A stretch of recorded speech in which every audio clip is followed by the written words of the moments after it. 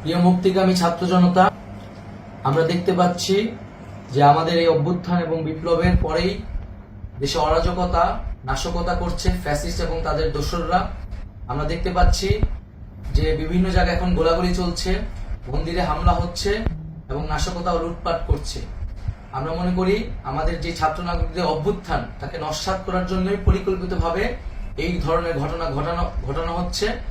আমরা মুক্তিকামী ছাত্র জনতাকে সজাগ এবং সতর্ক থাকতে আহ্বান জানাচ্ছি এবং আমাদের যে অন্তর্বর্তীকালীন সরকার, আমরা সেই সরকারের যে প্রস্তাবনা 24 ঘন্টার সময় নিয়েছিলাম, জরুরি পরিস্থিতি মোতাবেক আমরা এখনই তার একটি রূপরেখা ঘোষণা করছি।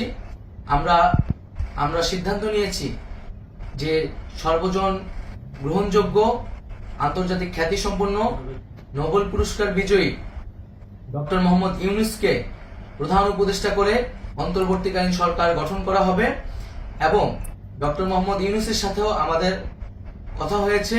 তিনি ছাত্র জনতার আহ্বানে বাংলাদেশকে রক্ষা করতে এই গুরু দায়িত্ব নিতে সম্মত হয়েছে।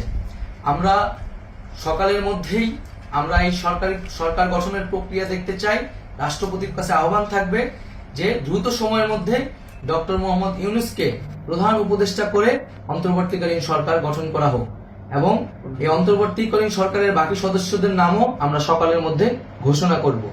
প্রিয় বন্ধুগণ, দেশে যে অরাজকতা চলছে, মানুষের জীবনে নিরাপত্তাহীনতা চলছে, সেজন্য আমরা রাষ্ট্রপতির কাছে আহ্বান জানাচ্ছি দেশে আইন শৃঙ্খলা পরিবেশ ফিরিয়ে আনার জন্য দ্রুত সময়ের মধ্যে কার্যকর ব্যবস্থা নিতে হবে এবং আইন শৃঙ্খলা বাহিনীকে সহযোগিতা করার জন্য মুক্তিকামী ছাত্র জনতাও রাজপথে থাকবে এবং অন্তর্বর্তীকালীন সরকার গঠন না হওয়া পর্যন্ত মুক্তিকামী ছাত্র জনতাকে রাজপথে থেকে তাদের যে অভ্যুত্থান, সেই অভ্যুত্থানকে রক্ষা করতে হবে।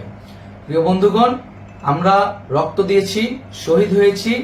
আমাদের যে প্রতিশ্রুতি একটি নতুন বাংলাদেশ গঠন করার জন্য, সেটিকে আমাদের অবশ্যই বাস্তবায়ন করতে হবে এবং অবশ্যই ছাত্র জনতার প্রস্তাবিত সরকার বাদে কোনো ধরনের সরকার কিন্তু মেনে নেওয়া হবে না।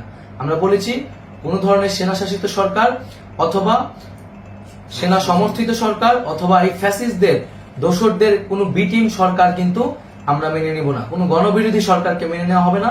ছাত্র জনতার অভ্যুত্থানকারী যে প্রস্তাবিত সরকার, অন্তর্বর্তীকালীন সরকার, যেটা আমরা সিদ্ধান্ত উপনীত হয়েছি ডক্টর মোহাম্মদ ইউনূসকে প্রধান উপদেষ্টা করে এই সরকার গঠন করা হবে, সেই সরকারকেই বাস্তবায়ন করতে হবে অবিলম্বে। আগামীকাল সকাল থেকে সকলকে আহ্বান জানাচ্ছি রাজপথে থাকার জন্য এবং আমাদের যে সাম্প্রদায়িক সম্প্রীতি এবং রাষ্ট্রীয় সম্পদ রক্ষা কমিটির ঘোষণা হয়েছে বৈষম্যবিরোধী ছাত্র আন্দোলনের নেতৃত্বে, সকল পাড়ায় পাড়ায় এলাকায় এলাকায় সেই কমিটি পাহারায় থাকবে। আমাদের সংখ্যালঘু কমিউনিটিকে আমাদের রক্ষা করতে হবে, রাষ্ট্রীয় সম্পদ এবং এই দেশকে রক্ষা করতে হবে আমাদের।